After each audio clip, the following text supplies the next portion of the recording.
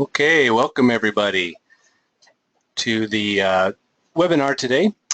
This is the role of the leaky gut in modern illness, the gut health connection. So thank you everyone for joining us, and we've got a good webinar today. I'm Dr. Brandon Lundell, and we'll start it here. So standard disclaimer, not trying to diagnose, treat, cure, prevent any disease here. This is for educational purposes only. If anybody has any questions, I will be answering some questions at the end if we have time. This will probably go a little bit over an hour. This is a big topic, so this is, I'm going to try to condense it into an hour. But if anybody has any questions, feel free to write them in, and I'll try to answer those. For today, just going to do a brief overview of leaky gut. It is so important in today's world, and especially with the increased understanding of how leaky gut affects multiple body systems, which we'll talk about, just the complications of leaky gut and the body systems affected by leaky gut. We'll go over some lab tests that you may not use, even things to use in your CBC and CMP in your standard blood chemistry panel that actually might be lead you to believe and suspect that there's some leaky gut. And we'll go over some new tests that are more definitive for that as well. And we'll go over some novel approaches to healing leaky gut, diet, lifestyle, and some supplements that you may not be using now for leaky gut. Some great new research is coming out. It's amazing, just 15 years ago, there were only a couple hundred studies on leaky gut. And now in PubMed there's over 5,000, and there's about one study a day, being published on leaky gut right now, or intestinal permeability. Not all of them human studies, obviously, but great studies across the board. Again, this isn't a comprehensive overview of leaky gut. I'm not going to make anybody an expert in leaky gut in 1 hour, but this will give you some clinical pearls. It will give you a deeper understanding of what leaky gut is, and like I said, some new things to think about when treating your cases, and especially your tough cases. So without the ability to digest, absorb, and assimilate nutrients, well, disease and illness, and it's so important to life that as long as we have people tattooing Popeyes on their outside and inside, I think the damage is probably worse on the inside than a tattoo on the outside. But we'll never be healthy as a society until we take it that seriously. GI problems on the rise. That's a known fact. 70 million people, Americans, suffer from GI disease. And again, these are all 75 million office visits a year. GI diseases cost an estimated $142 billion a year.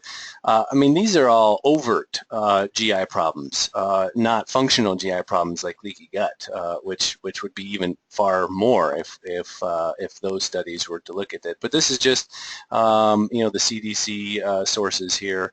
Most common complaints: abdominal pain, diarrhea, nausea, vomiting, heartburn, indigestion, all, millions and millions of office visits and hospitalizations a year.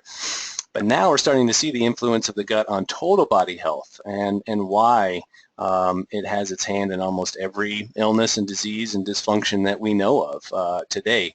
And it's one of the cornerstones of my practice. And I think to become and to be a very successful practitioner, functional medicine, nutritional medicine, natural medicine, whatever you want to call it, whatever label you use, chiropractic, you really do have to address the gut in multiple ways. It's not diet alone is not going to do it. Supplements alone aren't going to do it. Lifestyle changes aren't alone going to do it. You have to have that three-legged approach that I've always talked about in my lectures. So each one is necessary but insufficient by itself. You got to have all three. So if we were to take in gut dysfunction and its association with other illnesses, we would see an amazing correlation, which we will today. The other thing to understand, and I often tell my patients, is you can have severe GI dysfunction, gut dysfunction, and have no symptoms in the gut itself.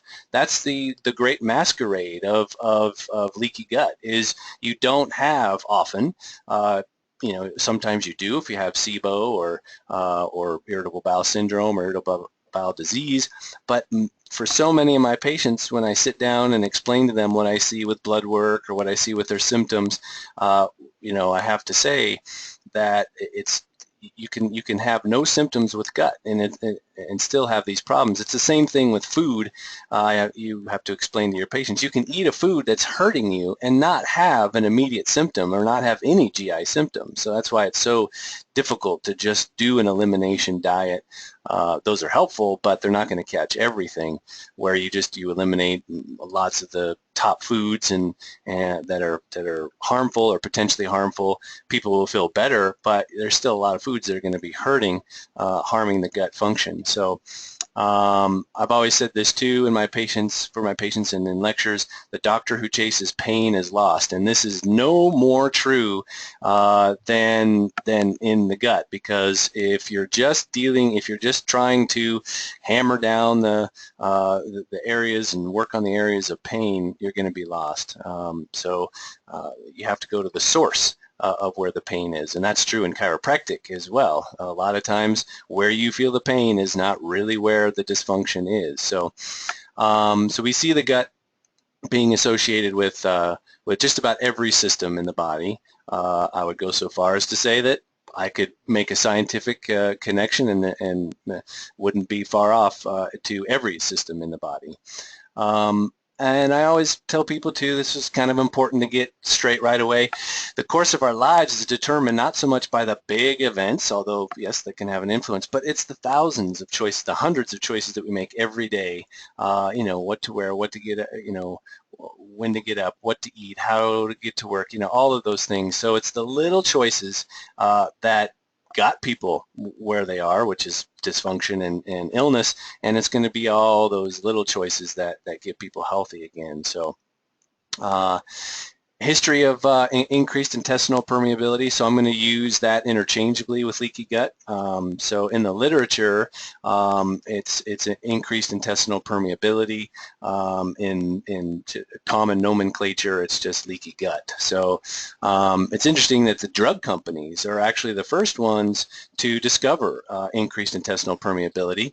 As they study the pharmacokinetics of certain drugs, they realized that there were some that got absorbed. Some people absorbed the drug much quicker, independent of liver metabolism. This was just blood levels and how quickly it got absorbed. And so they started actually coming up with drugs that increased intestinal permeability as co-drugs, so that it increases the absorption of certain drugs. So so that's kind of interesting. But in the last 10 to 15 years, it's become apparent that leaky gut has its hand in just about every illness that we know about. PubMed search reveals more than 5,000 articles when using intestinal permeability or increased intestinal permeability as a search. Obviously, again, not all of those, you know, human studies by any means, but all very helpful, or most of them very helpful in understanding.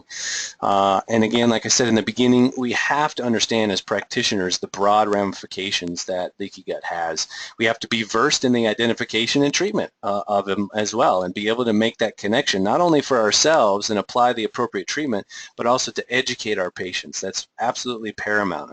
An educated patient is a compliant patient, and they have to be educated on what's going on. So the intestines, again, I'm just going to do a brief overview here. I'm assuming that most of you tuning in already have a good idea of gut function, but some of these will be important as we go along. So it's got two often contradictory and very difficult jobs: one, to absorb nutrients, but also to defend against foes and develop immune tolerance for the rest of the body. Absorption depends on surface area, and so as soon as we lose surface area, we've got the wall here, which has the folds, but then within each of these folds we have villi, and then within each of these villi we have the cells, and then we have the microvilli. So we're increasing intestinal surface area by the order of magnitude of thousands of times more than just the surface of the gut itself. So this is a picture of a healthy brush border. This is actually an electron micrograph of a healthy brush border, and the brush border has many different jobs, and the first sign of not having good health, good gut function, is the loss of the brush border, which again you can't see on a colonoscopy, you can't see on an endoscopy. So it's kind of funny when patients come in and say, well, you know, I've got all these GI problems, but they did an endoscope, they did a colonoscopy, which are fine procedures to look at gross, things, but they're not going to, what's sad is when the report comes back saying everything looks okay, when, you can't make that assessment from a camera. You can't, it's even hard to make that assessment with a biopsy. You have to do some of these blood tests that we'll go over in stool tests. So, but it's got a big job to do. Mucus layer with all the immunoglobulins, the serous fluid supports the colonization of good bacteria. Our goblet cells are there. Environmental surveillance, that's where our dendritic cells live, our toll-like receptors. The toll-like receptors are basically the antennas of our immune cells, our dendritic cells, or our antigen-presenting cells, that they're constantly sniffing out, what's friend, what's foe, and translating that information to the rest of our immune system. That's why the gut is so imperative to the rest of our immune system. And of course, that's where the tight junctions are. That's where the central nervous system innervation is. So the brush border is extremely important, and that's the first thing that goes whenever there's inflammation or damage or dysbiosis or anything. That's the first thing that goes. This is a picture of damaged intestinal microvilli. We can see that each one of these cells has, millions of microvilli that get damaged very easily from microbial toxins, from sugar in the diet, from stress, you name it. We'll go over some of those things today.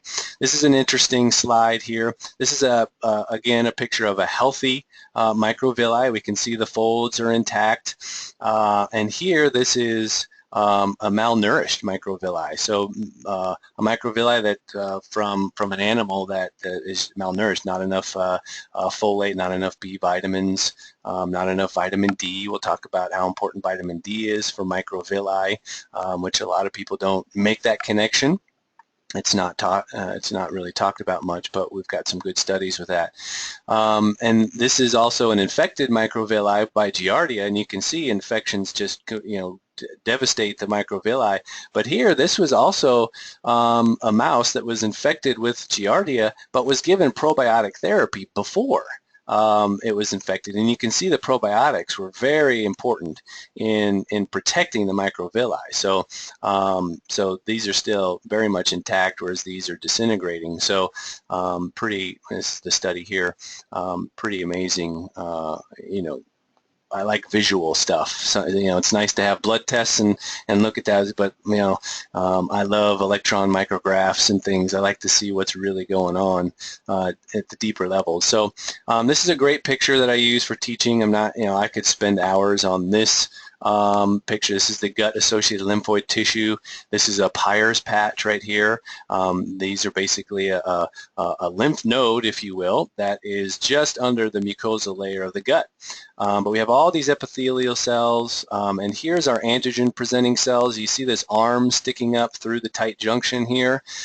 That's a toll-like receptor. And its job, again, is to survey everything that's coming through, the bacteria, the food, and then present that information to the immune cells. The immune cells, in turn, go to the Peyer's patch and influence whether you become Th1, Th2, Th17 dominant, what kind of antibodies you're putting out. It influences our genetics. It's really, fascinating. And this whole year I've dedicated to studying, researching, and teaching. Actually, it's been the last 15 years, but this year I'm giving a lot of lectures across the country on leaky gut and autoimmune and its effect on all these body systems. So this is kind of a nice little preview. But if you can come to some of my lectures this year, then we go much more into depth with it. So. Again, it's just a simple picture of we have two ways of absorbing. We have the intracellular and paracellular with the tight junctions here. This is a little bit better picture of a tight junction. It's a very complex protein. There's about 50 proteins that make up a tight junction. We all know claudin and occludin and those things, and zonulin or zonula-occludin protein, but it's very, very complicated in here, and they're dynamic. Tight junctions aren't just a glue. It's not just glue that stick cells together. They're supposed to respond to various stimuli. They open and close in response to various stimuli. One of the main modulators that we know of, and really the only marker that we now know to be indicative of leaky gut and tight junction damage, is zonulin.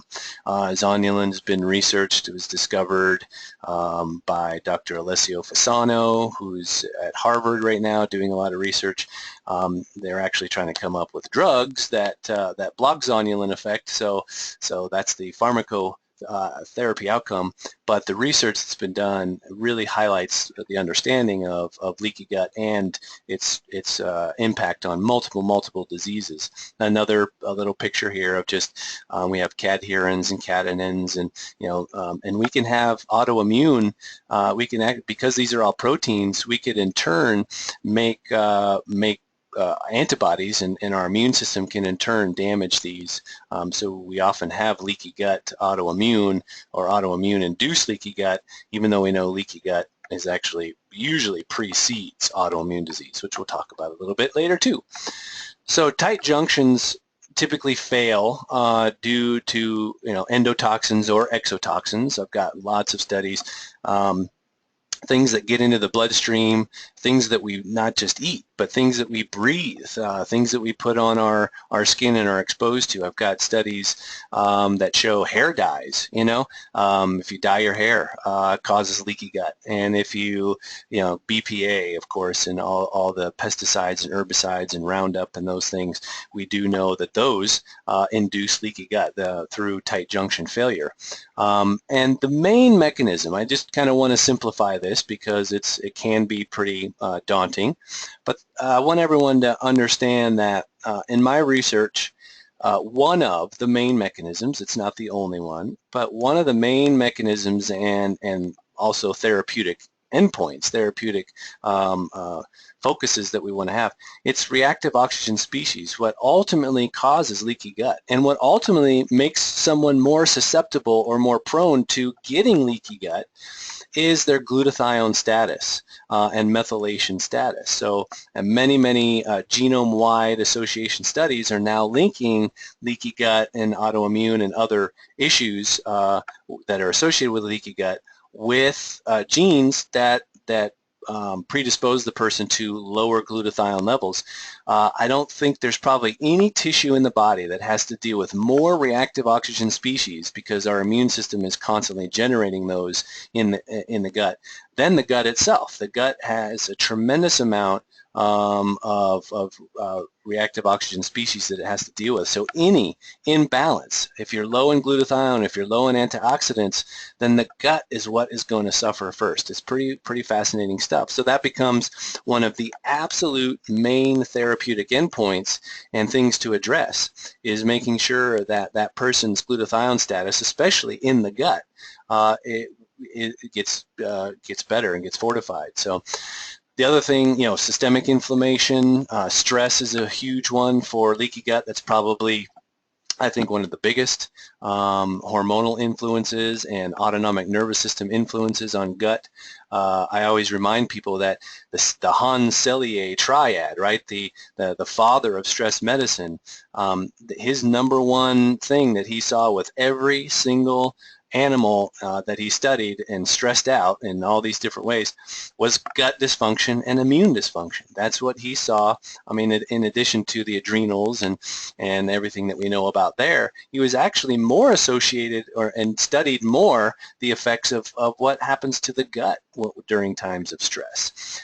So it's absolutely imperative that we address that. Again, dysbiosis, if you get an infection or an overgrowth of bad bacteria, parasites, yeast, whatever. Diet, advanced glycosylated end products that are formed from stomach acid and sugars can really trigger a lot of reactive oxygen species. So one of the reasons why the hallmark of a healing diet is low sugar and low glycemic.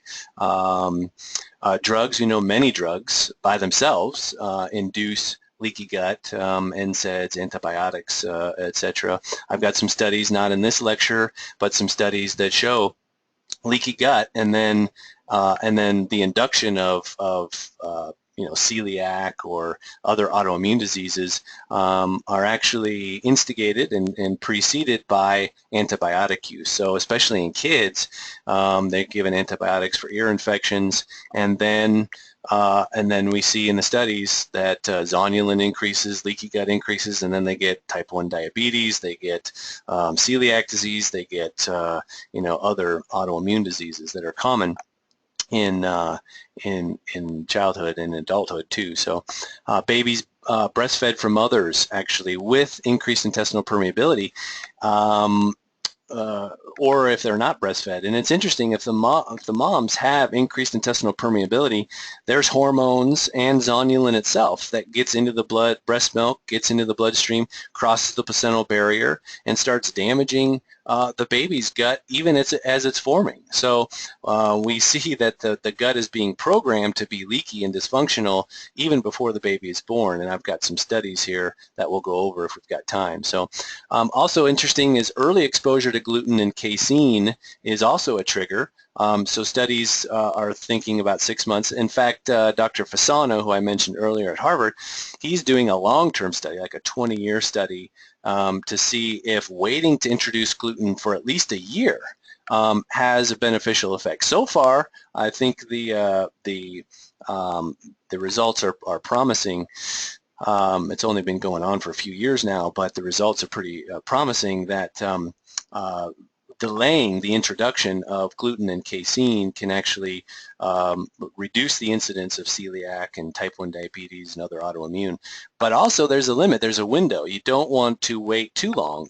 If you wait longer than 18 months, some of the research shows that then the body doesn't develop immune tolerance to it. So there's a short window between exposure that you want the baby to actually have.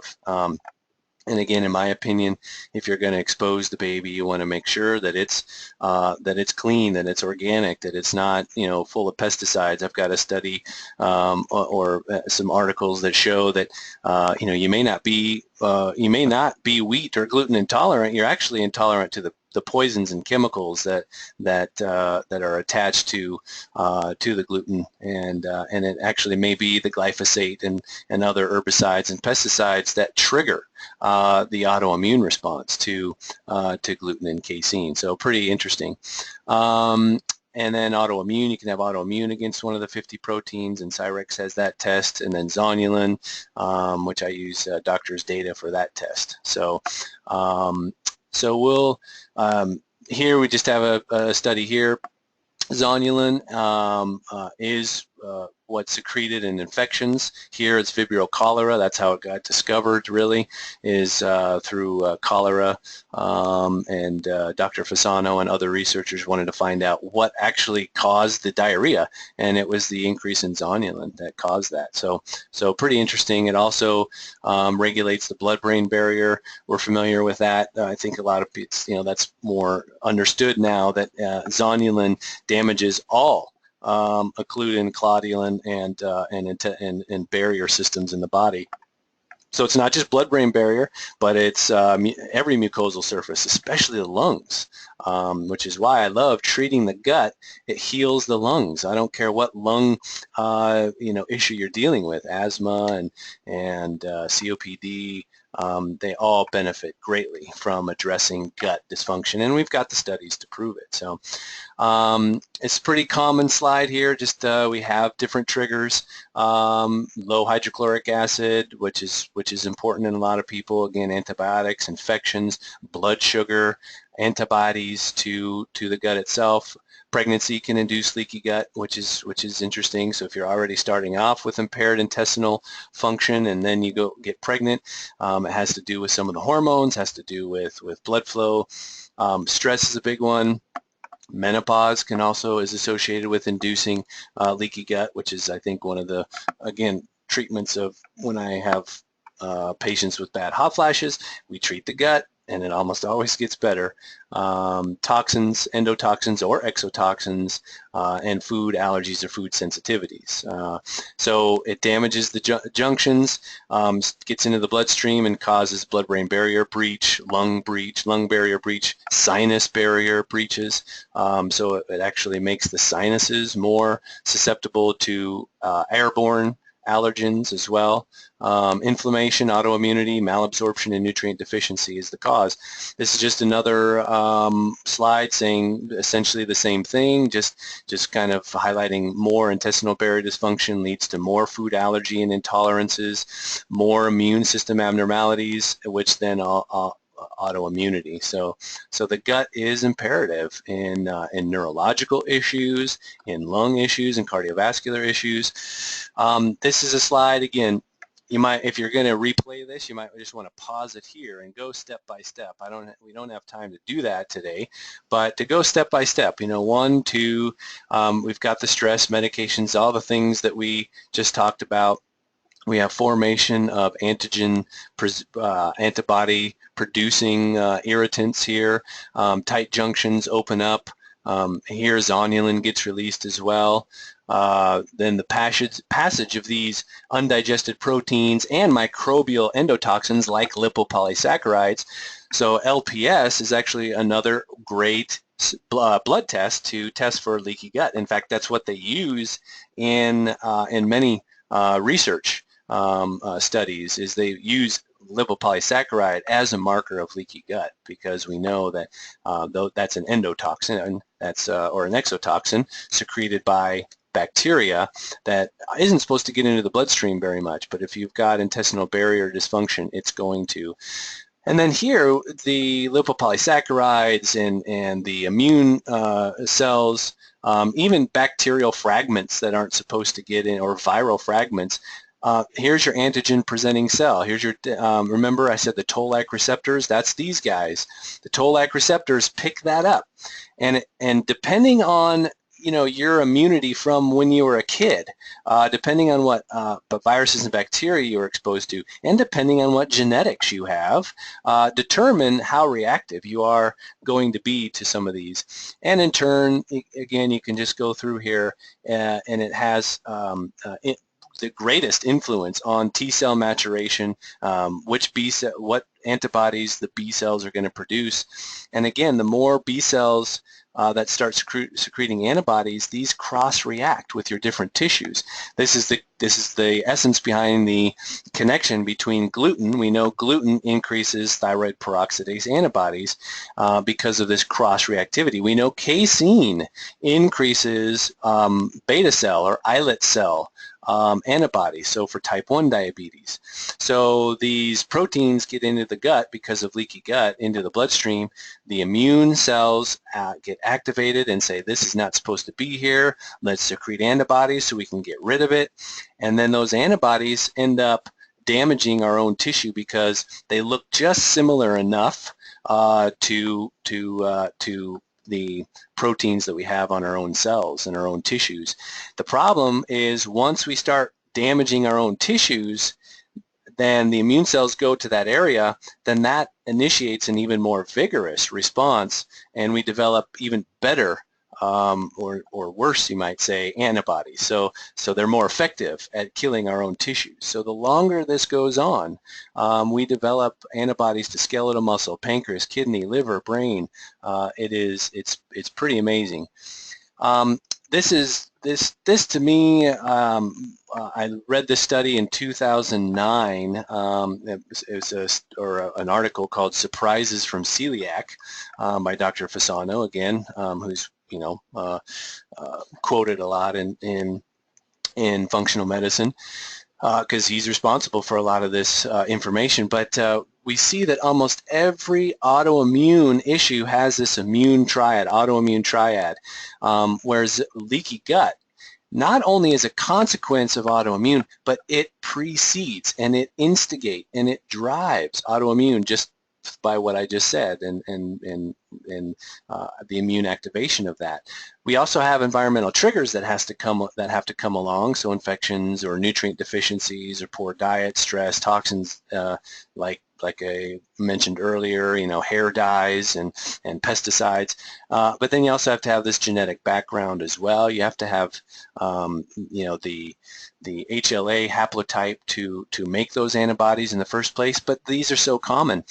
But remember what I said a few minutes ago too, that we're seeing that, for instance, celiac disease, right? We know that celiac is HLA, DQ2, and DQ8. 95% of people with celiac have HLA, DQ2, or DQ8 combination of remember, in school, HLA B27 is associated with what? It's associated with ankylosing spondylitis, which is an autoimmune disorder, right? Well, we have to have that HLA. It's the ability to make, or the genetic program that has to get turned on that tells the body to make those antibodies. Well, what we're seeing with genome-wide association studies now, again, where they look at a single disease and then they run the genes on all these people with this disease, and then they kind of associate what are some of the other genetic issues that can pop up that we can see are associated with this. And like I said, it's methylation, inflammation, and redox or glutathione genes. Almost all autoimmune, especially celiac, have these impaired ability to make glutathione, impaired methylation, or increased inflammatory secretors. All of this, though, the genetic issue can be modified because it's the methyl groups, the methylation that I've talked about in previous lectures, but I'll go into more in my autoimmune lectures. Having proper methylation at birth and during conception is what silences these autoimmune genes for the rest of that baby's life. So not having enough methyl nutrients has been shown beyond any doubt at this point to make the baby far more susceptible in childhood and adulthood for the rest of its life. So the genetics can be modified. Having a gene is not the same thing as having it turned on. So it's the methylation that ensures that it doesn't get turned on unnecessarily. This is another study, Zonulin and its regulation of intestinal barrier function, the biological association, inflammation, autoimmunity, and cancer. But we can see when the finely tuned zonulin pathway is deregulated in genetically susceptible individuals, both intestinal and extra-intestinal autoimmune, inflammatory, and other disorders can occur. So we just see how important it is. This is one of my favorite studies. This is also an AHA study. When you read one and it just clicks, you just get it. When you read a study, and it's just, I always get excited, or I used to. I mean, it's not so rare anymore, but it used to be rare to read a study that highlighted all this stuff. Now, fortunately, there's more and more. But, you just read one of these and you're like, yes, somebody else is looking at this and making this connection. So this is one that I read many years ago, but I still find fascinating. Leaky gut and diabetes, both type 1 and type 2. What is the link? So we see this study just highlights, and many studies after this have highlighted the fact that infectious agents, dietary antigens destroy the barrier function. You get an increased cytokine production. Then you get insulin resistance. So it's the increase in cytokines that actually produce insulin resistance for type 2 diabetes. But in type 1, what we're seeing is that I'll get to the slide here. Type 1, we see the antigens from casein or wheat get into the submucosal barrier because of leaky gut, increase the cytokines, which start the antibody production to the islet cells. So we have both type 1 and type 2 mechanism, both looking at or both being associated with the leaky gut. So pretty amazing. You get the damage to the peripheral insulin receptor here because of the increased cytokines. So let's see.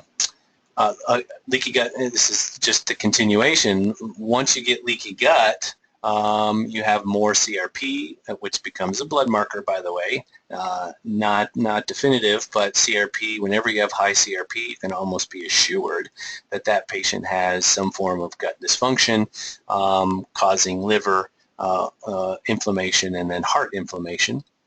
But then these cytokines in turn decrease the function of insulin receptors. Then you get more insulin resistance, which actually in itself damages the tight junctions, and then you get more leaky gut, more inflammation, more insulin resistance. So round and round it goes. It's interesting that the studies are very clear that leaky gut precedes the autoimmunity, not the other way around. So leaky gut has been shown to be that necessary component in that triad for many autoimmune. Just a brief talk about some foods. Talked a lot about sugar already, and gluten and casein. But there's some other foods that induce leaky gut here that we know of. And again, if these studies more and more studies are coming out, and they don't get a lot of press, and you can guess why, but they're there. They're out there. So genetically modified foods, I'll just talk about this briefly, but I think we're all familiar with how genetically modified foods work. They splice bacterial and viral genes into the plant genome to do one of two things: either increase resistance to Roundup and Glyphosate and other toxins, or produce its own toxin from inside, like the BT corn, both of which have clear evidence of harm. And the most common GM foods: corn, soy, cottonseed, canola. About 70% of all packaged foods, 70 to 80% actually now, of all packaged foods in a conventional supermarket contain genetically engineered ingredients. And of course, we know that the food industry has been successful in keeping, they don't have to mark that it's a genetically modified ingredient. They think just saying organic is enough. Well, most consumers, and they know this, most consumers aren't smart enough to know that or remember that, or look at that, look at the label. So this is interesting. This was a mouse fed a non-GM. I think this was corn, and you can see that the gut mucosa is of normal size. This is the same. This is not blown up. You can see that this is the same right here. You can see the dashed line. That means it's the same magnification and the amount of inflammation that happens here. And you get immediately the loss of the brush border. So you get all of these cells. This is infiltrated with globulate cells and immune cells and mucosal cells, and it's just really activating the immune system in here. So we see clear evidence, and so when the GM industry says, we don't have any evidence, they're simply just not looking at this. Maybe they look at an endoscopy and colonoscopy and say everything looks fine, but they're not looking at the microscopic damage. So female rats fed genetically modified soy for 15 months showed more inflammation in uterus, ovarian tissue, and abnormal reproductive cycle. I can go on and on. Glyphosate, this is probably the most damaging thing, is the increase in glyphosate because the plants are now resistant to it. And it's only 1/500th the amount needed to kill weeds was able to kill placental cells. So one of the most important things in my preconception planning is, and for women with infertility, is to get rid of all of the non-organic foods. It's absolutely imperative. And of course to heal the leaky gut. And I don't have time to go over it today, but leaky gut, I just read a couple studies. Actually, a really big study came out in pediatrics just a couple days ago showing that if the person has inflammation and they use CRP as a model, if they used CRP as a model, the person was 30 to 40% more likely to miscarry and not go full term. So it's the inflammation from leaky gut that is implicated in so much of infertility and miscarriages and things. So another little tidbit for you there. I mean, that's huge if you can address that. There's a lot of women out there. I get calls every week for people calling to want to be patients. And I do have about a 2-year waiting list right now. But every week people are calling to get in for infertility because traditional stuff is expensive, it's not covered, and it's largely ineffective. Their own studies show that in vitro fertilization and hormonal therapy is largely ineffective and damaging to the fetus as well. So in this study that I was, or an article that I was leading to or mentioned earlier, maybe you aren't gluten intolerant, maybe you're just poison intolerant. Just an interesting article. What they do with wheat, okay, it's not genetically modified in this country, although it's been hybridized, as we know. But what they do in this country is to spray the wheat with glyphosate, with Roundup, a couple of weeks before harvest. And what that does is it starts to kill the wheat. And when plants start to die, they actually seed more because it's a defense mechanism. It's a survival mechanism. So it increases yield up to 50%. So almost every farm in America sprays wheat with a tremendous amount of glyphosate right before harvest, so it doesn't have time to get broken down by UV radiation or bacteria or get washed away.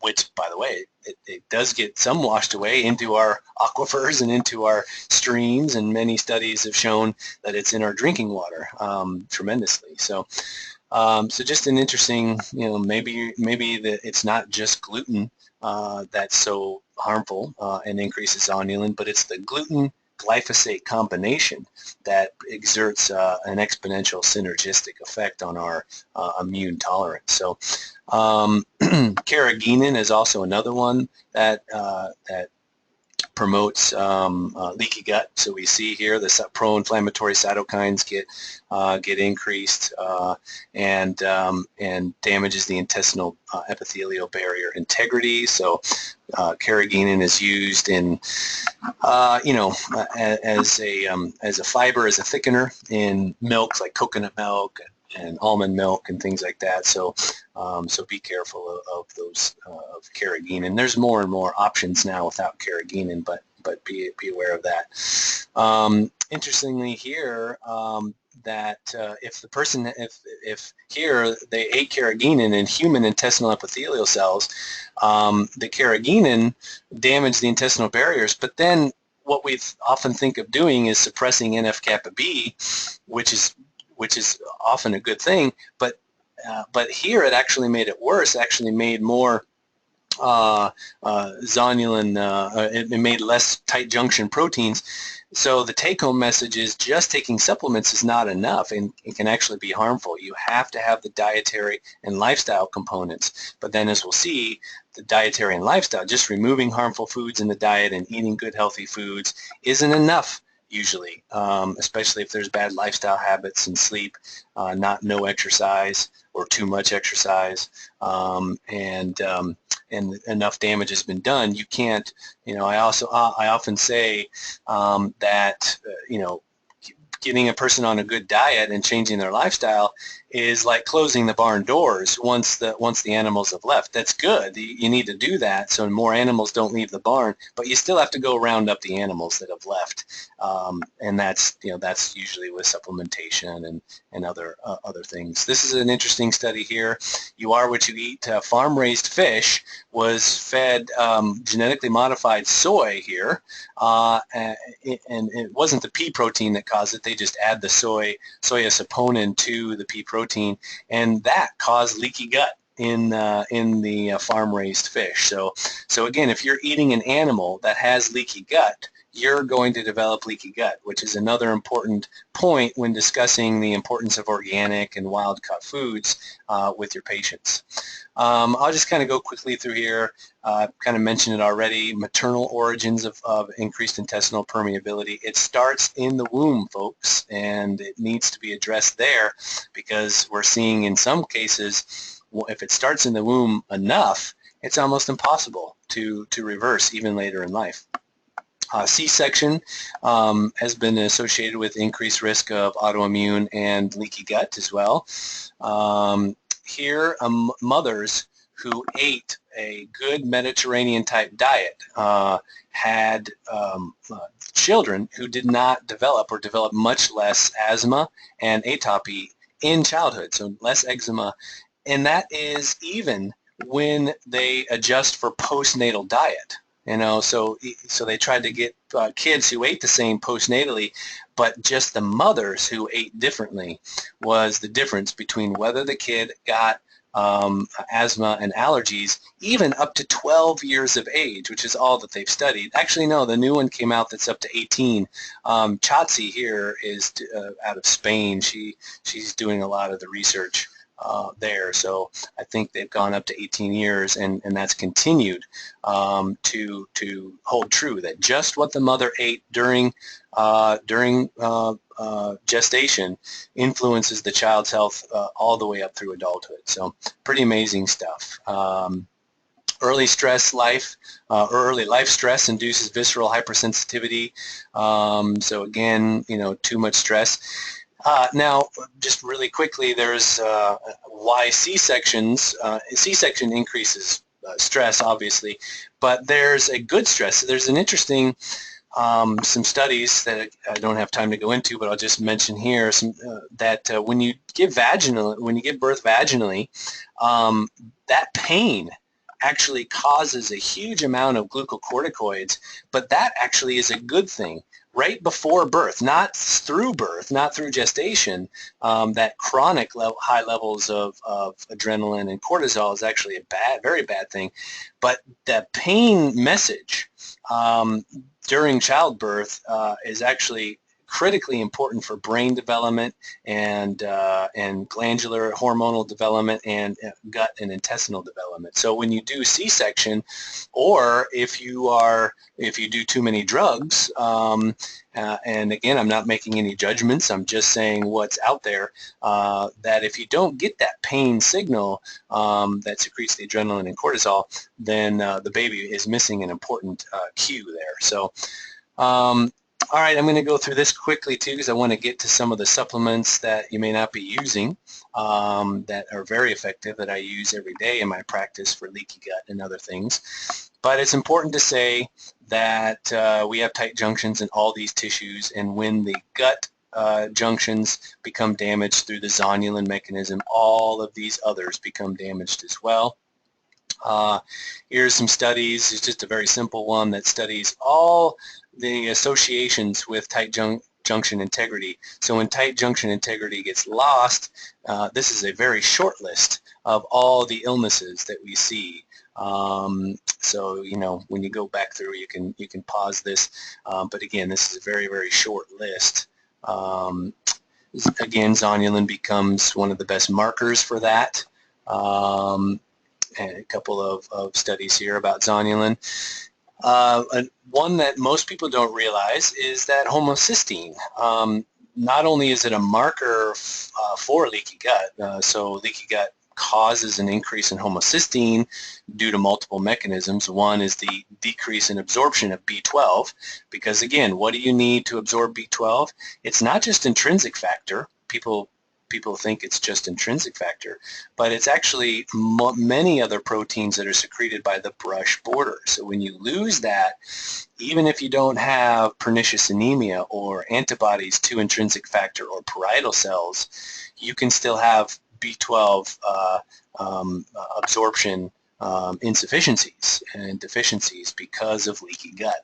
So then B12 deficiency and folate deficiency and vitamin D deficiency and increased inflammation causes high homocysteine. But in here,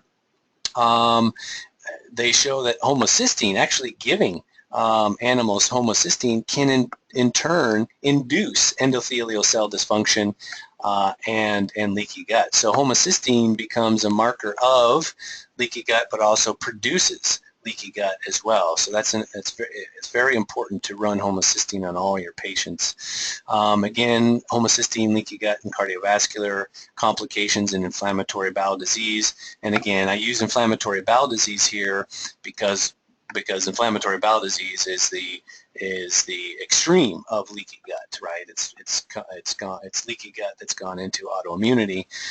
But here, microbial products are released from the inflamed mucosa into circulation that disrupt the leaky barrier. So this is how a leaky gut causes atherosclerosis and atherogenesis, because of the systemic inflammation, increased cytokines, increased free radical damage to the endothelial lining in the intestine or in the blood vessels. So heart disease is absolutely a consequence and a sequelae of leaky gut. A lot of people don't really make that connection, but it's absolutely in the literature. And this is just from the same study. This is just a diagram of showing how you get inflammatory bowel disease, you get increase in homocysteine, coagulation factors, cytokines, cholesterol processing gets damaged, which all lead to cardiovascular and endothelial dysfunction. And here you get increase in clotting factors in the intrinsic factor and common pathway. So fibrinogen also is a good marker for leaky gut and cardiovascular illness. So I use fibrinogen a lot in my in my LabCorp panel. For those of you who are running blood work through professional co-op, you can ask them for my deluxe panel, which has fibrinogen and homocysteine and CRP, vitamin D. It has anti-nuclear antibodies, thyroid peroxidase antibodies, CBC, CMP, full thyroid panel, all of the markers that I use usually I use that for my intake for my new patients. And so I'll get into a little bit about melatonin. So melatonin is one that most people don't associate with healing the leaky gut, but it's absolutely imperative for healing the leaky gut. And we see that if there's any circadian disorganization, that actually leads to increased permeability of the intestinal epithelial barrier. One, yes, that says how important sleep is, but it also shows how important having enough melatonin.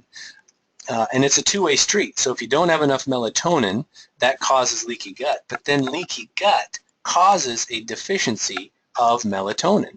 So melatonin becomes a very important therapeutic endpoint for repairing the hyperpermeability of the intestine. So just a couple of studies here that show that and how important sleep is. To healing the leaky gut. We all know that. I would say the one thing that I've started to use lately, for patients with pretty bad insomnia, if they're only getting 4 or 5, even 6 hours a night, then I have them, in addition to all these suggestions and melatonin and other things that help. Well, I have them do cognitive behavioral therapy. There's a program online called SHUT-I, SHUTI, SHUT-I, that is excellent for retraining the circadian rhythm. I've had great success with that. It's an online program. It's like $100. $120. Patients do it. It's an 8-week course. They just get online for a couple minutes a day and read through some strategies and helpful tips on restoring natural sleep. So just an interesting support there. So again, melatonin reduces bacterial translocation, which is a marker of leaky gut. Means that the bacteria are moving around and it's actually getting into the submucosal barrier. So that's what translocation means. And so melatonin here restored villus height, crypt depth in the melatonin group, which is what you want. So and these mice weren't deficient in melatonin. So now we're talking about using melatonin as a therapeutic agent, not restoring a deficiency. Which some people do have, especially if they're not methylating.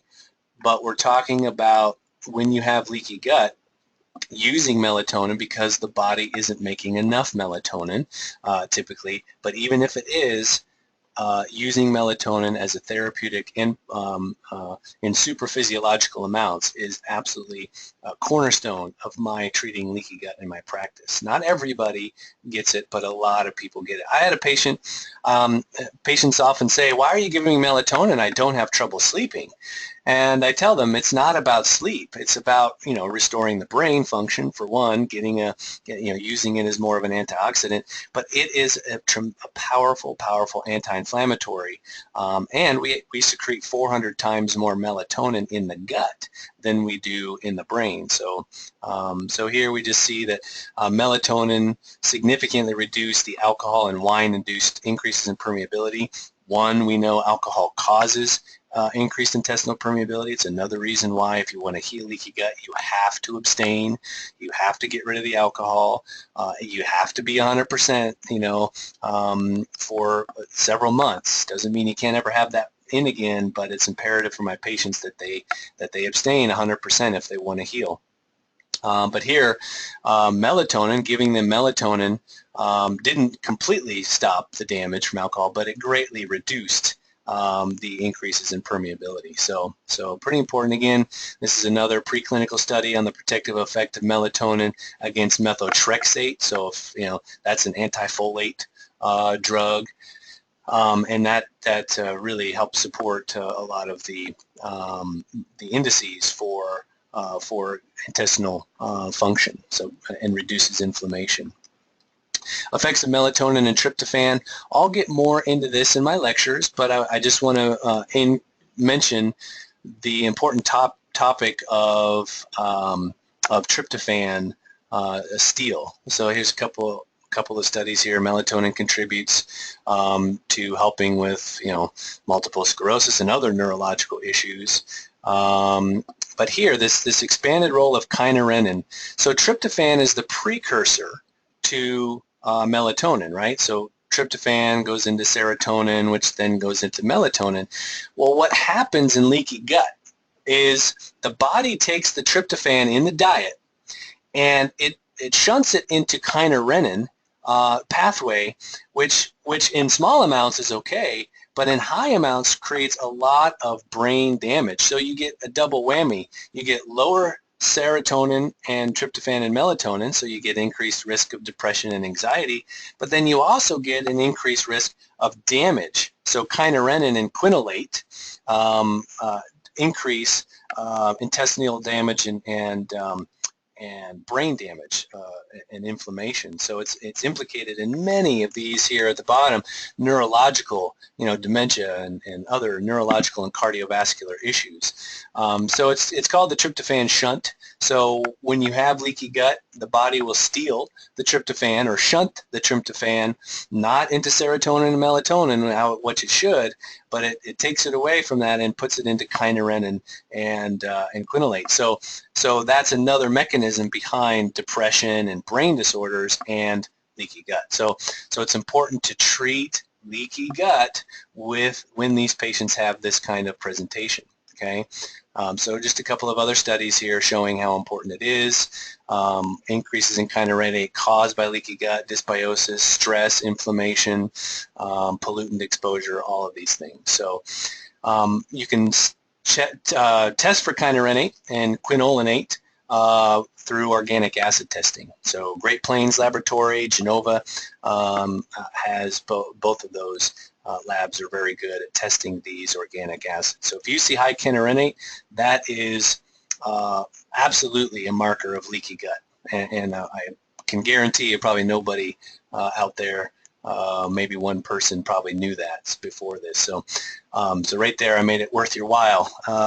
Elevated fecal calprotectin is also another good marker of leaky gut, and again shows damage. Once you have high fecal calprotectin, you're getting increased inflammatory cytokines. You are decreasing your level of tryptophan, tyrosine, phenylalanine, and that leads to neurological complications in the brain.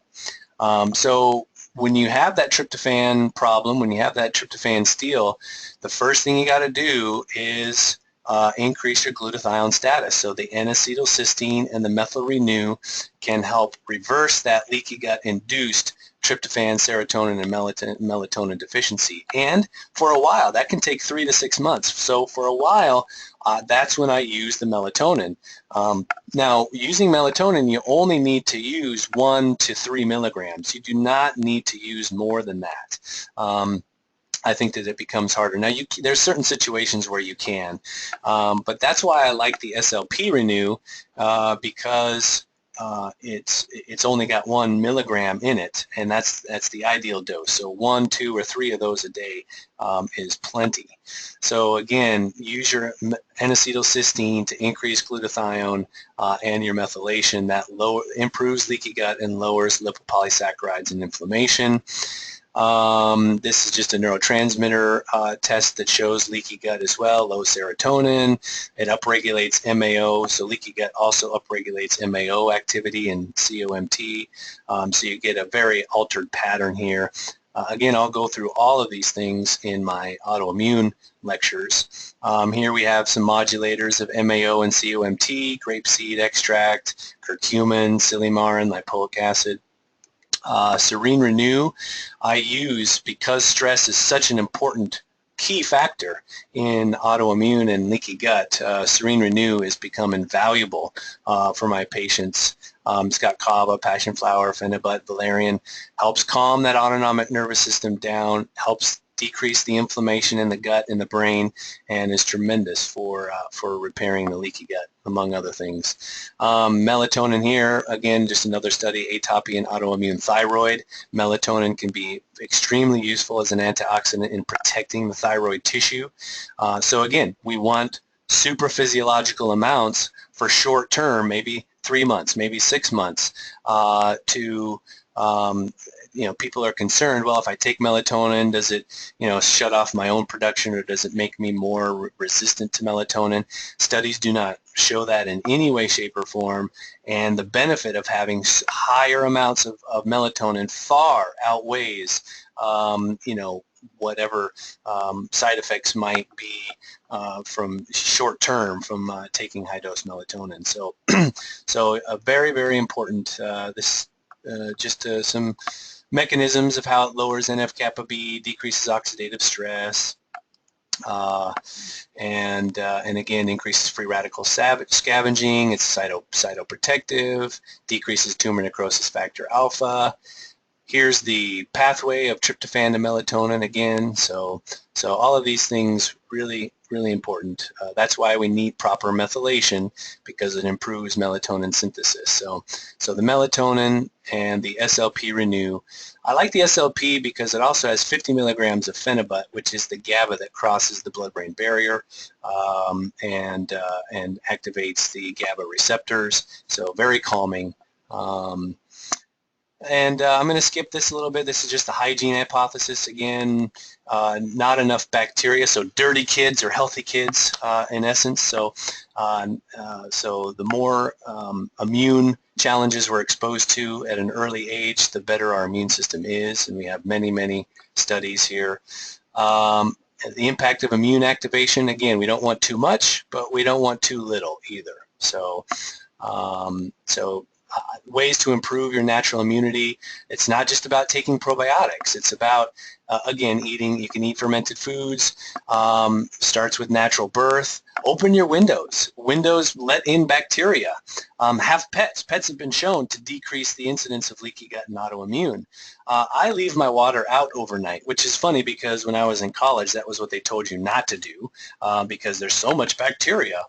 I hand wash my utensils. I don't use a dishwasher. That leaves some bacteria on the utensils, some good bacteria. Do not over shower and bathe. That's very important. Don't use soap across your whole body every time you shower either. So, you can shower, but you're stripping oils, you're stripping bacteria, and that bacteria is essential. So limit your household cleaners. Don't wash sheets too often, maybe every 6 to 8 weeks. You can incorporate some raw foods that you don't, not initially, but some raw foods. Do not wash root vegetables. I mean, people, wash potatoes and sweet potatoes or, carrots and beets, but you want the dirt, you want the bacteria, you want to go ahead and eat that stuff. Again, no antibiotics if possible and plenty of probiotics.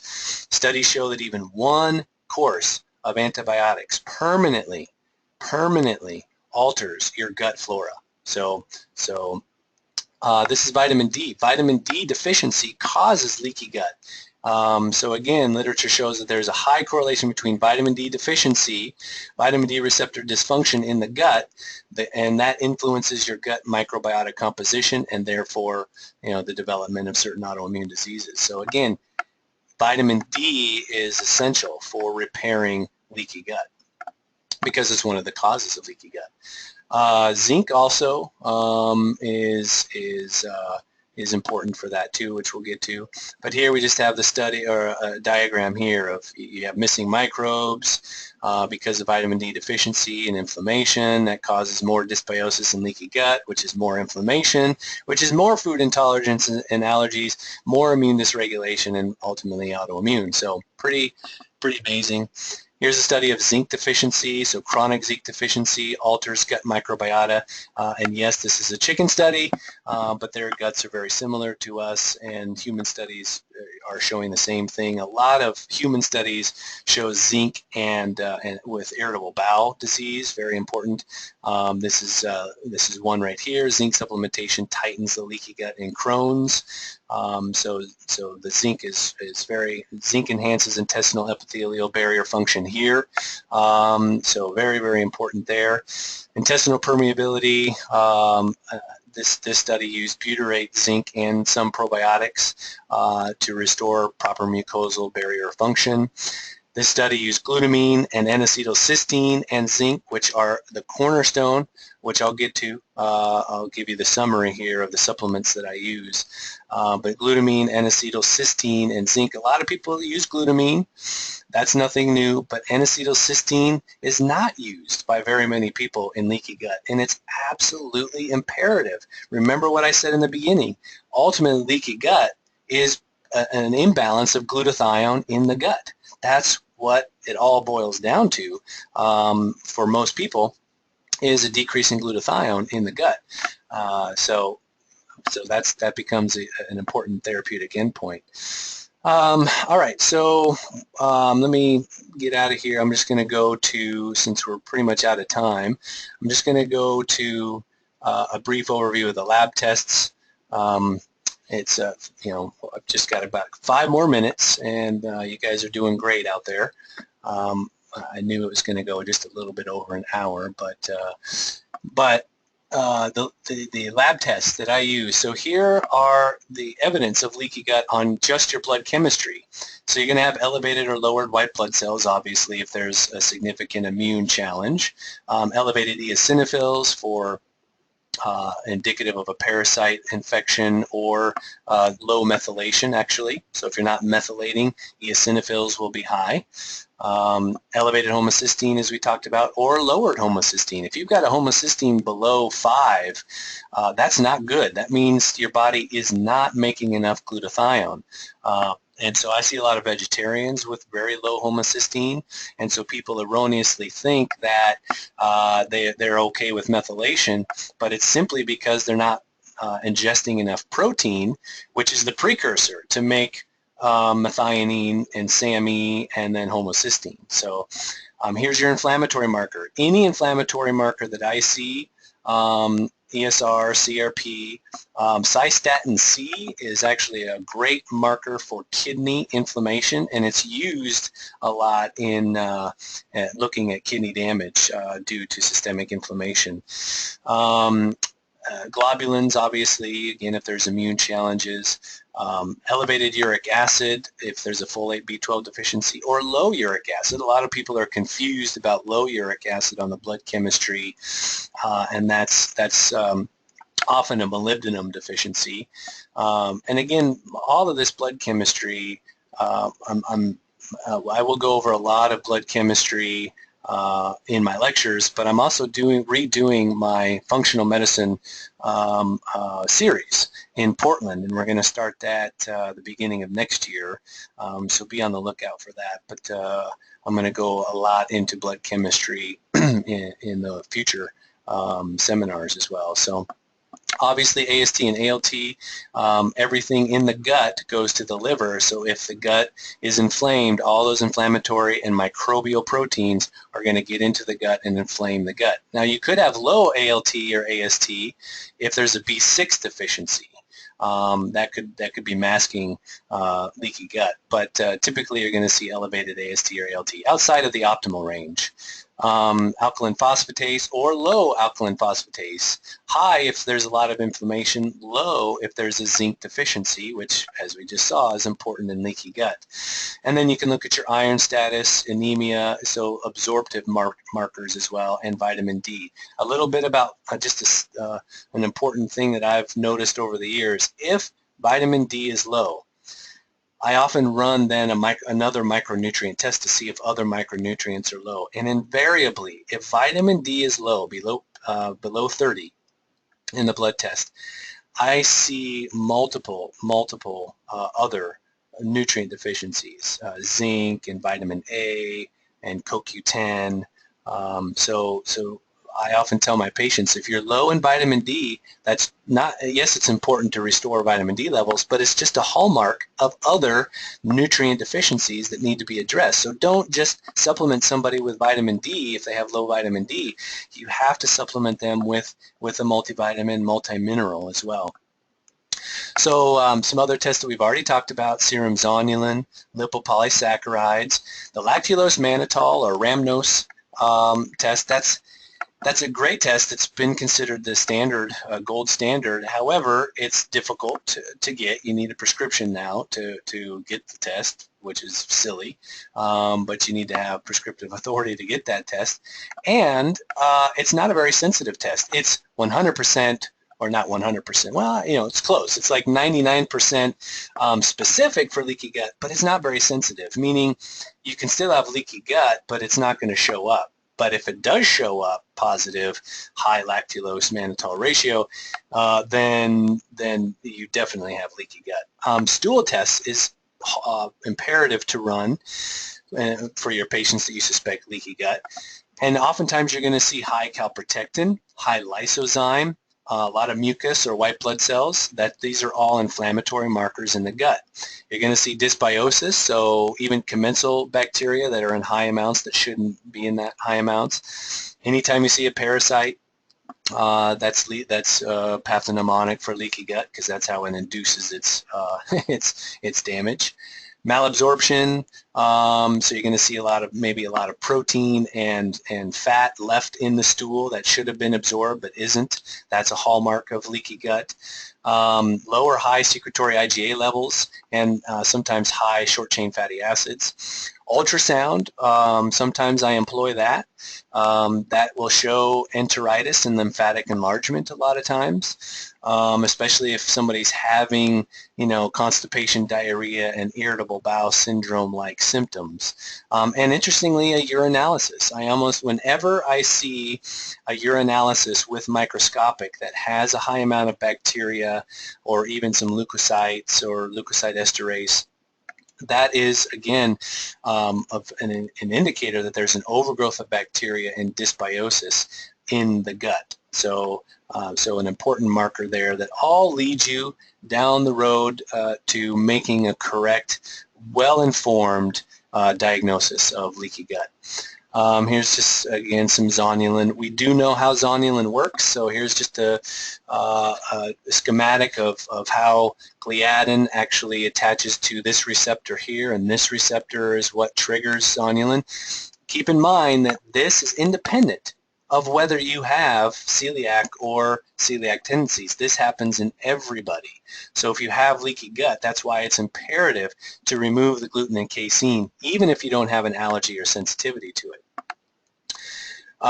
Doctor's Data runs the zonulin test. So, so if you have high zonulin, again, zonulin is pretty specific for leaky gut, but it's still, it's not a rule out test, it's a rule in. If you have normal zonulin, that does not mean that the gut function is, that the intestinal barrier is functional, but if you have high zonulin, it definitely rules in leaky gut.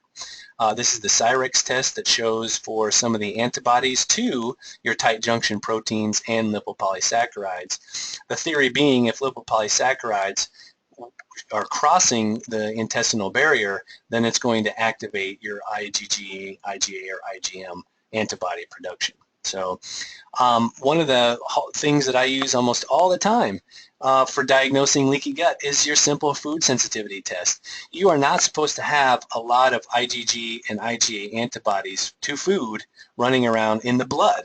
So whenever, I mean, you can see this patient here, all dairy, you know, multiple proteins, especially eggs, coffee, yeast, you know, fish, fruit, you know, a lot of nuts and hazelnuts, and a lot of allergies there. This is US Biotech here, which I use often.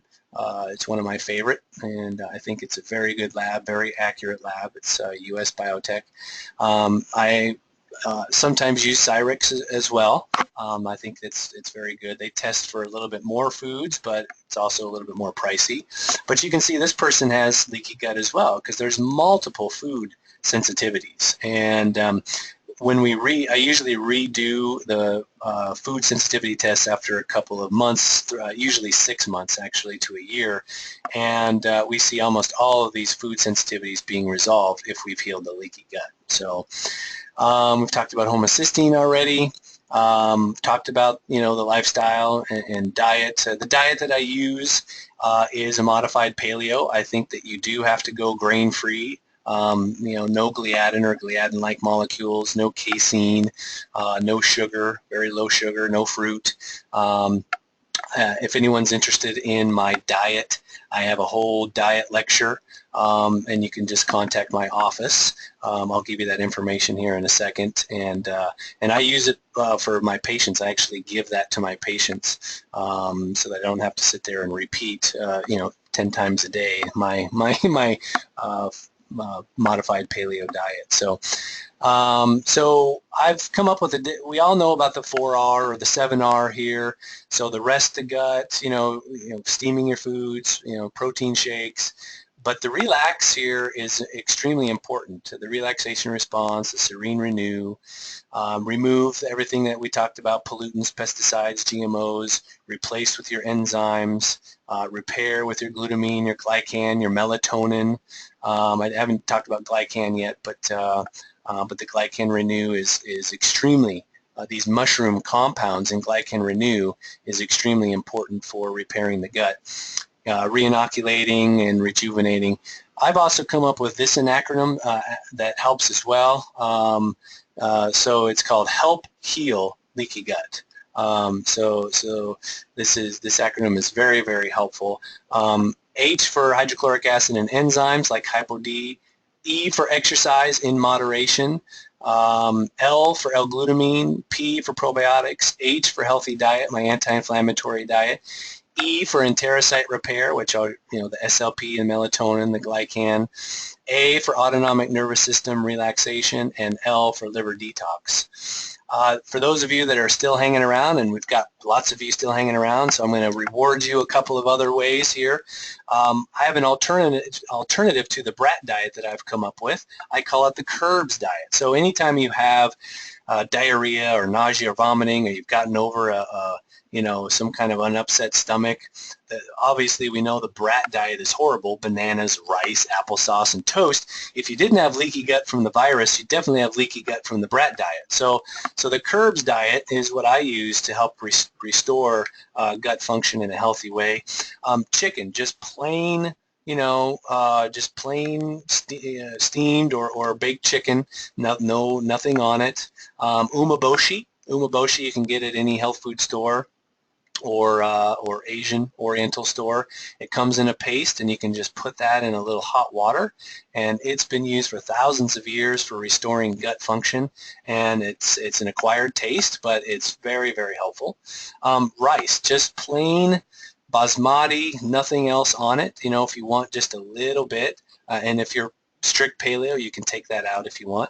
Bone broth, as we know, is very healing for leaky gut, the collagen peptides that are in there, and then sweet potato. Sweet potato actually has more potassium than bananas, so when you vomit, you lose a lot of potassium and you become very deficient in your electrolytes. Well, sweet potato is far better for that than banana. So there you go. That's I've copyrighted that, so if you use that, you can just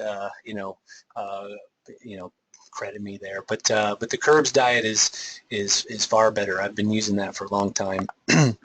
Here's some immune glycans. Here's your the importance of mushroom extracts and increased short chain fatty acid generation and repairing of the gut. So I'm going to skip ahead because we're just about done here. I'm going to skip ahead to this last slide here because I've pretty much gone over everything. One of the things that people don't really use is actually grapeseed.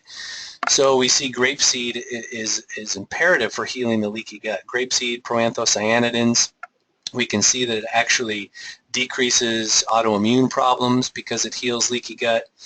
In this study, it helps repair ulcerative colitis damage, ulcerative damage.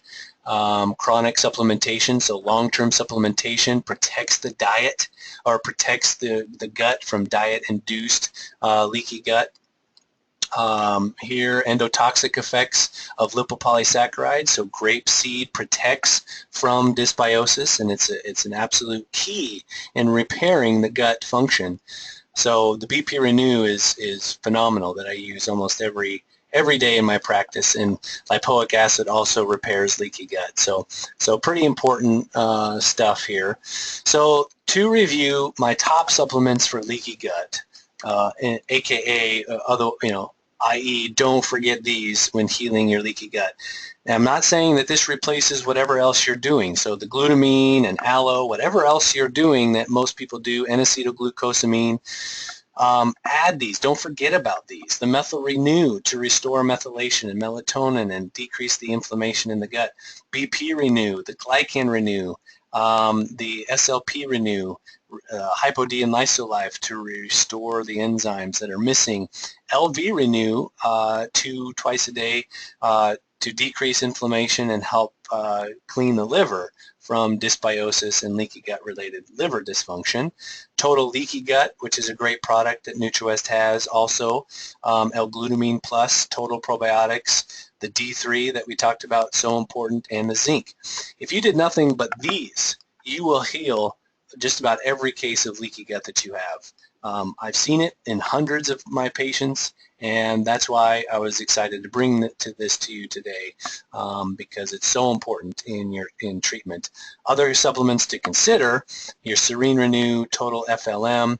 If there is dysbiosis, no matter what I've seen, whether it's a Klebsiella or some other, E. coli, the total para, Expor, total Multimmune, and total Virix seems to work great for those. And then you can, some of these others, vitamin A, CoQ10, rutin is also very important for leaky gut. So really important that you understand that and be able to use that.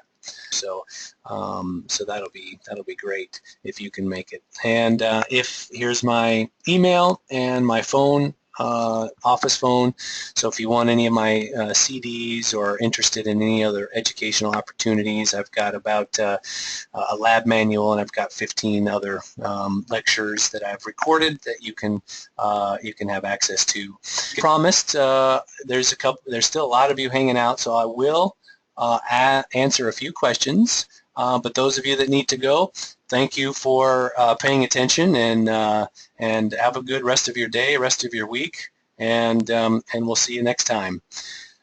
All right, so how do you begin? The first question here, how do you begin to address yeast overgrowth and skin symptoms? So hives, herpes, and rashes. Well, if you have herpes, if you have it's a whole other protocol, but if you have shingles, the total Virix is phenomenal for that. Lots of lysine. So I'll do 4 to 6 total Virix 2 to 3 times a day for a couple weeks, and that dramatically decreases the severity and duration that I've seen for shingles. So, but again, heal the leaky gut. I think herpes and shingles absolutely is a sign that somebody has leaky gut. And hives and psoriasis. I didn't have time to put this on this lecture, but I will go through it in my autoimmune lecture.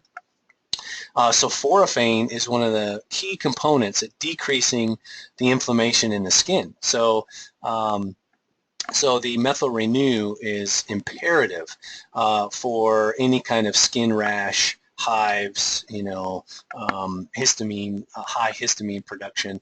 You can also use the BP renew, the grapeseed and the lipoic acid. Those are natural antihistamines, as well as total FLM and complete neuro, because resveratrol and quercetin are also great antihistamines.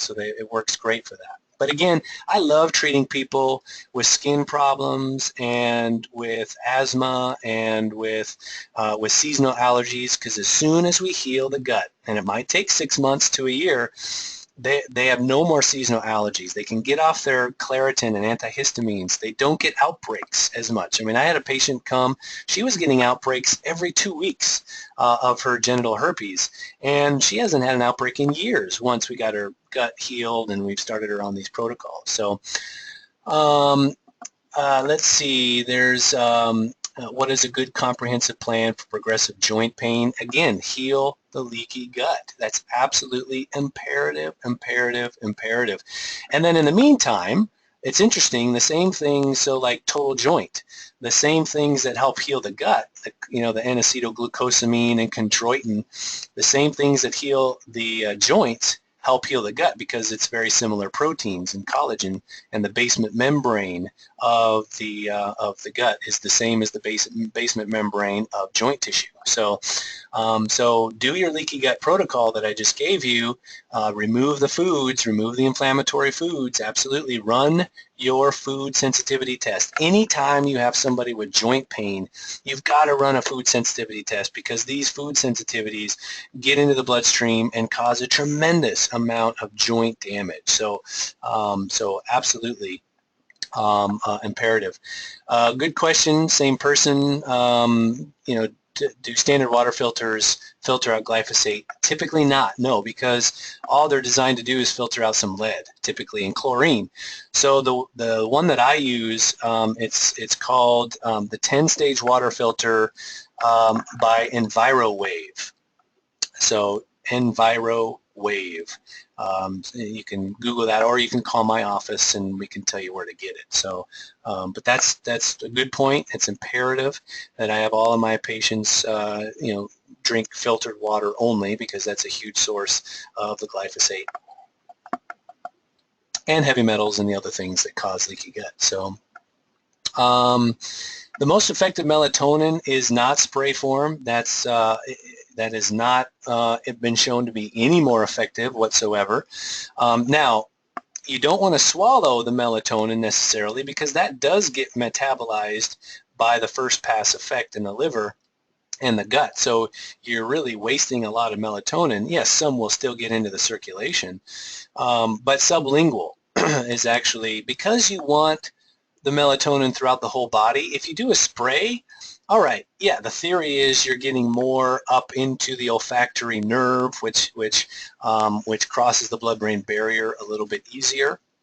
But melatonin does not have a problem crossing the blood-brain barrier, so that's not a big issue. So sublingual is my favorite form because it bypasses the effect. It doesn't irritate. Sometimes any spray whatsoever can irritate the nasal mucosa, and you know, it tastes good and it's highly effective. So the only thing I would say is some people fall asleep with the SLP under their tongue because it works so fast.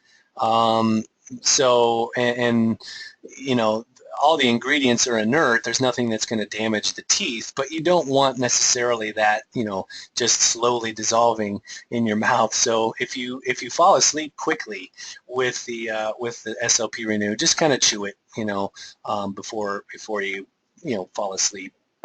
But it works that fast. Several patients have said, "Man, I was out within, you know, literally 30 seconds putting that under my tongue." And you know, if you don't want it to stain your teeth, or you know, there's nothing in it that can harm teeth that I can see, but just a precaution.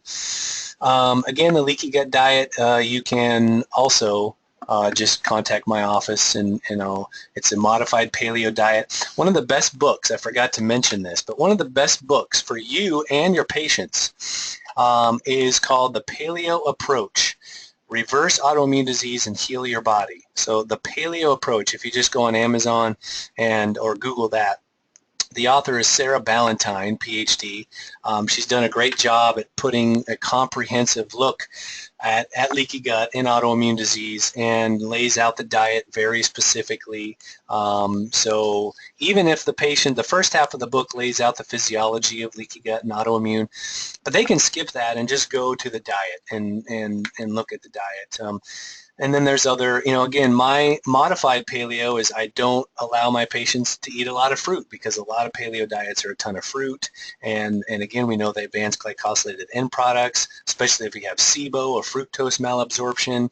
That's going to cause problems. So it's kind of a combination of paleo and FODMAPs and the GAPS diet and the Mediterranean diet. So it's a conglomeration of what works the best for the most amount of people, and then you modify it after you run your food sensitivity test. So you have to individualize it, and that's the best way to do it. So that's what I use for the leaky gut diet. And the last question that I have here, and then we'll wrap it up. What's the difference between SLP and Serene Renew? So SLP it has the melatonin and the GABA in it, and the phenibut, and that is, you know, to help induce sleep, and that's to help, you know, heal the leaky gut and decrease neurological problems in the brain, and dementia and Alzheimer's and all that stuff. But the Serene Renew is more of a daytime formula, or 24-hour formula. It in and of itself, I formulated that so it does not induce sleep unless you're taking, you know, 6 of them, you know, 4 to 6 of them. I usually do 2 twice a day for people. That has been shown to increase focus, decrease autonomic nervous system activation. If cortisol is high, it will decrease cortisol, but if it's low, it's not going to make cortisol lower. It's very modulatory to the sympathetic nervous system. It's got St. John's wort, so it helps increase the levels of serotonin activity in the brain. So it helps you feel good. It helps you deal with stress. I mean, that's one that there's very few supplements, because I put my patients, obviously, to heal. I absolutely believe that patients need to be on a lot of supplements, and I've proven it because it works, and I've got a 2-year waiting list. But you know, a lot of times patients will come in and say, okay, which ones do I not need anymore? Can you take me off of some? But one of the only ones that people come in and say, don't take me off of this one, is Serene Renew. Like, they want to keep taking it. They notice the difference immediately, and it helps with so many things. So so that's Serene Renew that I'm talking about, with the Kava, with the St. John's, with the Valerian. A lot of people think that these are just used for sleep, but that is absolutely, they're nerve tonics, which means they help decrease over activation of the autonomic nervous system, and increases mental clarity. So that's one that's pretty powerful. So so that's kind of all the time we have now, and we've gone way over, and you guys have been great. Again, this is going to be posted on the NutriWest website soon. So thanks everybody for tuning in, and hopefully I'll see you at one of my weekend lectures, live in-person lectures soon. So take care.